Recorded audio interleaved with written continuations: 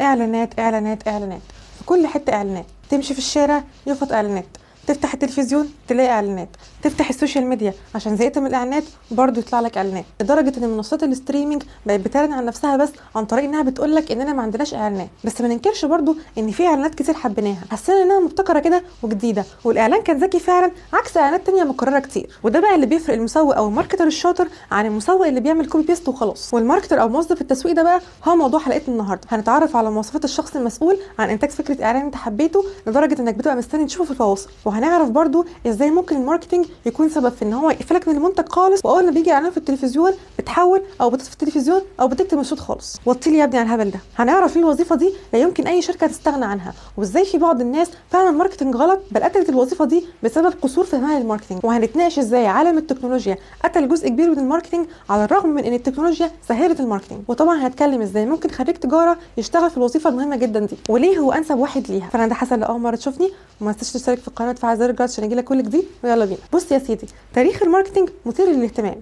لازم اقول لك نبذه سريعه عنه وارجعك بالزمن شويه لورا عشان تفهم اهميه التسويق اصلا في حياتنا عموما. التسويق يا جماعه قديم جدا. التاجر اللي كان بيترحل ببضاعته حوالين العالم وكان بيحكي للناس عن المنتج بتاعه وبينزل البضاعه بتاعته في الاسواق زمان، هو كده كان بيسوق المنتج بتاعه، لانه بطبيعه الحال كان بيحكي لك طبعا عن مميزات المنتج عشان تشتريه، ولو ليه منافس فبيقول لك ايه الفرق بين المنتج بتاعه والمنتج المنافس، وبيحاول يلاقي حاجه مختلفه مميزه اللي يخليك تشتري بيها المنتج بتاعه هو مش المنتج المنافس. ولو دخلت المترو بعد الحلقه دي وركزت مع البائعين جوه المترو هتلاقي اللي بقول لك عليه، هتلاقيه بيوري لك عملي المنتج ده بيعمل ايه عشان تشتريه ومميزاته وانه ارخص من بره. كل ده تسويق واستراتيجيه قديمه في عالم التسويق كانت موجوده قبل ما يظهر التسويق البصري بالمفهوم اللي في بالنا. التسويق البصري يا جماعه ظهر مع ظهور الطباعه. لما الجرايد بدات تنتشر في المدن التجار بداوا يحطوا اعلانات منتجاتهم جوه الجرايد دي، وطبعا بالتبعيه مش محتاجه اشرح لك ان كل ما كانت تطلع حاجه جديده تلم حواليها جمهور كان لازم طبعا يتحط فيها اعلانات، لان الغرض من الاعلان ان اوصل المنتج بتاعي لاكبر شريحه من الجمهور. فهتلاقي مثلا البرامج اللي عليها اقبال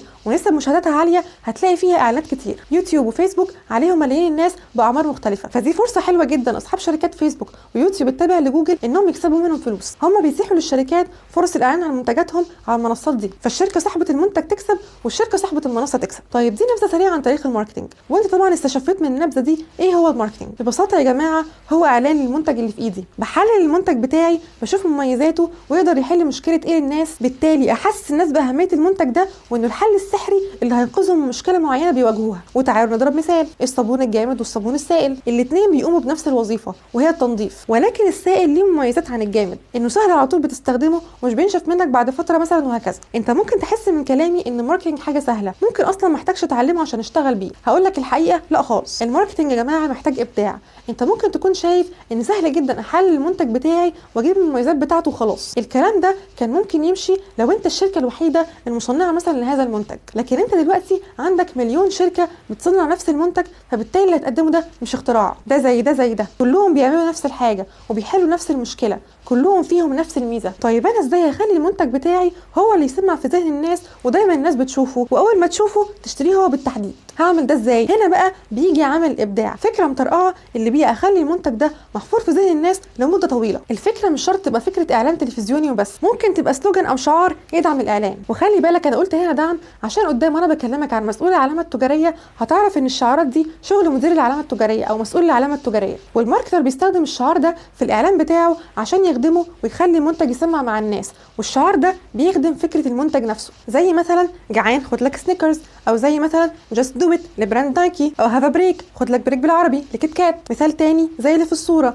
بص الباكج عامله ازاي، تحس انك عاوز تشتريها عشان شكلها بس عجبك او عاوز تكمل شكل القطه مثلا. افكار اللي بيها تشد الشخص للمنتج بتاعك فتبيعه. ننتقل بقى لاعلانات الشوارع، وهنا بقى هنتطرق لحاجه في علم الماركتنج اسمها الحرب البارده. حرب ماركتنج عاليه قوي بتتنافس البراندات اللي بتعمل نفس المنتج بطريقه ابداعيه جدا، والمثال الاشهر هنا هو حرب براندات العربيات اللي هعرضها لكم في الصور دي. اودي قررت تنكش بي ام دبليو، فراحت منزله اعلان في الشارع قالت لها فيه يور موف بي ام دبليو، اشارت للبراند صراحه كده بتقول لها وريني نفسك، يعني بي ام تسكت ابدا، منظري قدام فانزاتي وجمهوري. راحت رد جنبها بالظبط في اعلان جنبها بالظبط، قالت لها فيه تشيك ميت، هو مفيش بقى دول ليكي تاني كده، خلاص انا غلبتك. او دي تسكت، ما يصحش تقص في جبهتي ده اللي بدأ الخناقه. راحت رد جنبها وقالت لها يور بون نو ماتش وذ اور كينج. بي ام تسكت، جابت بالون وطيرته فوق وقالت لها جيم اوفر. النوع ده من الدعايه بيبقى ظريف قوي، وفيها دعايه للطرفين باسلوب شيق وممتع، وكل واحد بيتنافس مين هيقص في جبهه التاني، وده محتاج ابداع ودماغ عاليه قوي. والنوع ده من الدعايه رغم انه يبان الاثنين بيتخانقوا فيه،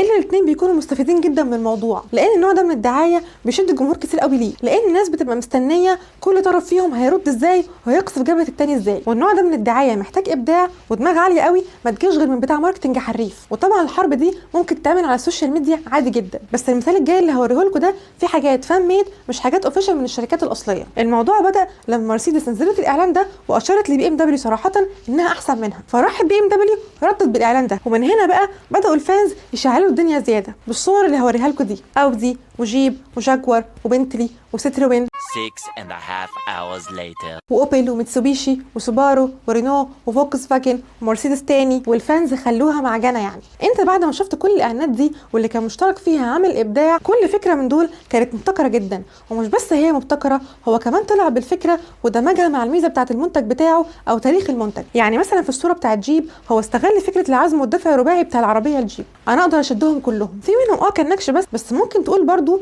ان في رساله خفيه ان احنا احسن منكم، وده اللي بيعمله الماركتنج بالظبط. طب ايه تاني لازم مسؤول التسويق يعمله؟ اثناء ما هو بيعمل الاعلان لازم يكون حاطط في ذهنه الشريحه اللي هيخاطبها مين، وبيتعامل على اساسها. مين التارجت كلاينت بتاعه؟ لو المنتج مثلا مسحوق غسيل فبالتاكيد انا بخاطب شريحه ستات، وطريقه خطابي للستات غير الرجاله. لو المنتج مثلا لعبه فلازم الاعلان يكون ملون ومبهج عشان يشد الطفل للعبه، وهكذا. زي السوشيال ميديا، المحتوى اللي بيخص الاطفال طريقه كتابته وتسويقه على الفيسبوك غير خالص المحتوى اللي بيخاطب الكبار. طيب بعد كل اللحظات الابداعيه والممتعه دي ونتارجت مين، ازاي خريج تجاره هو مناسب عن غيره في الوظيفه دي؟ طالب تجاره اساسي بيدرس تسويق في الكليه، تاريخه اساسياته ومبادئه، وبيدرس كمان ازاي يتطور، فهو بالتالي عنده خلفيه ازاي يقدر يشد الناس للاعلان وازاي يطلع بفكره مبتكره ومختلفه اللي بيها يشد الناس للمنتج ده. فهو اضافه لاي شركه حابه منتجها يبقى رقم واحد في السوق. ولازم انبهك برضو عن الحاجات اللي قتلت الابداع في الماركتنج عشان تحاول تتجنبها باذن الله لما تشتغل وتبقى ماركتر مبدع. اول حاجه تتجنبها هي الاستسهال. لو تلاحظ في الفتره اللي احنا فيها سواء في رمضان او غير رمضان، الاعلانات بقت كوبي بيست من بعض. هنجيب شويه مشاهير في الاعلان الواحد كتير جدا مع اغنيه كلماتها تشد الناس وكلماتها مش ضروري تكون بتعلن على المنتج اصلا، خلاص كده احنا عملنا اعلان. فكره هرست كتير جدا، محدش بقى بيعمل حاجه جديده تشد الناس، كلهم زي بعض. غير ان الاعلان نفسه بيبقى مكلف جدا على الفاضي وما فيهوش فكره، وكل الاعلانات اللي من النوع ده بتخش في بعض من كتر ما هي شكل بعض. تاني حاجه تتجنبها هي انك تستغل فكره الترند بشكل خاطئ. يعني في ناس تقوم عامله حاجه مثيره جدا للجدل على السوشيال ميديا اللي بيها الناس تفضل تتكلم عنهم، حلو بقى مش حلو مش مهم، هو عامل حسابه الناس هتنسى مع الوقت، بس الحقيقه هو بيضر جدا سمعه البراند على المدى البعيد. فحتى لو دي دعايه سلبيه فزي ما هي دعايه هي سلبيه، عيوبها اكتر من مميزاتها. ثالث حاجه تتجنبها هي استخدام المؤثرين اللي على السوشيال ميديا استخدام خاطئ. انت ممكن تبقى سبونسر لفيديو الاقبال عليه عالي، وده شيء جميل جدا وفكره كويسه. اللي تتجنبه بقى هو انك تخلي بلوجر معين يعلن عن المنتج ويقول ان استخدمه ونجربه ونجح معاه وكان تحفه، لان المنتج بيفقد مصداقيته مع الوقت. هو في الاخر اعلان، الناس لما بتشوف حد بتثق فيه جرب المنتج هتروح تجربه، وده كفكره تمام. الجانب الخفي ايه بقى؟ الناس مش بتبقى مستنيه التجربه دي كاعلان، هي بتبقى عاوزه حاجه متجربه تحل لها مشكلتها، ولو المشكله ما اتحلتش المنتج بتاعك ممكن يتضر والبلوجر نفسه هيتضر، لان انت لما بتجرب حاجه بتقول مميزاتها وعيوبها، ولان ده اعلان عمره ما هيقول لك عيوبه، صح؟ بالتالي الدنيا ممكن تبوظ. لو تلاحظ انا طول الحلقه بقول لك ان الفكره الحلوه والمبدعه بتاكل مع الناس اكتر بكتير من الفكره السريعه السهله. الناس بتفتكرها مده صغيره وتنساها. الماركتنج بيقول لك انك ممكن تعمل فكره كرييتيف مش مكلفه تفضل معلمه في ذهن الناس مده اطول. كل اللي عليك تعمله هو الابداع. وانا بحضر الحلقه وشفت الحاجات الابداعيه اللي وريتها لكم وقارنتها بالاعلانات اللي موجوده حاليا، شفت الفرق فعلا بين الاعلان الحلو والاعلان الوحش. لما تدرس الماركتنج صح هتعرف ازاي ممكن تسمع في ذهن الناس كويس وازاي ممكن تسمع في ذهنهم بالسلب. الماركتر لازم يكون مبدع وذكي وبيحلل المواضيع وبيحلل الكلاينت وقادر يشوف احتياجات الكلاينت في السوق ويركز عليها ويراقب السوق كويس، مين المنافس بتاعه، مين التارجت كلاينت، ازاي هكلمهم، يعصر دماغه ويخرج فكره تحفه الناس تنبهر بيها، يعمل اعلان مبدع لدرجه تخلي اللي قدامه يتكلم عنه وما ينساهوش. جايز معظم الاعلانات الاعلانات اللي على الساحه دلوقتي مش مديك فرصه تعرف مين بجد الاعلان الحلو ومين الاعلان الوحش، كلهم شبه بعض فعلا. لكن لما تشوف اعلانات بجد مبدعه هتحس فعلا بالفرق، وده بقى دورك انت كماركتر، تبدع وتنطلق وتخلي شركتك والمنتج بتاعك رقم 1 في السوق. عاوزاك تقولي تحت في الكومنتات ايه الاعلان اللي عجبك فعلا وعمرك ما نسيته، وايه هو الاعلان اللي قفلك من المنتج خالص وتوطي عليه التلفزيون، وقولي حبيت فكره وظيفه التسويق ولا لا. ولو عجبتك الحلقه ما تنساش تعمل لايك وتشترك في القناه وتفعل زر الجرس عشان يجيلك كل جديد، وما تنساش تشارك الحلقه مع صحابك اللي حابين يعرفوا اكتر عن المجال ده والمجالات المختلفه اللي في سوق العمل. واشوفك باذن الله في حلقات جديده. السلام عليكم.